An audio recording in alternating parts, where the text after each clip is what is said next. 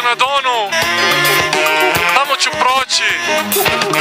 Danas će biti dugačak dan, ne mogu datim na svako mesto. Ljudi, srce mi se cepa kada ovako prolazim pored ovih gradova o kojima sam čitao. A ne mogu ni da svratim, ne možeš sve videti. Ne možeš sve videti. Pa, loš put. Naravno, obilaznica.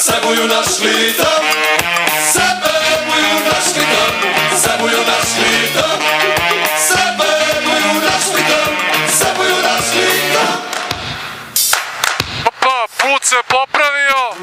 Nova Jadaroga. Potpuno nova, od kad sam prešao Don. Čak je i kiša stala, evo polako se razvedrava tamo ka zapadu.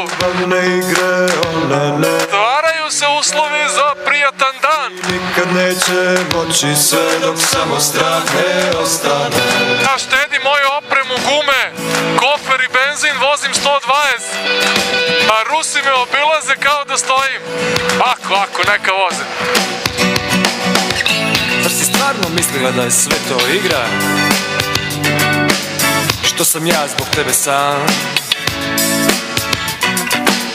Što ćeš sada kad si stigla do zida?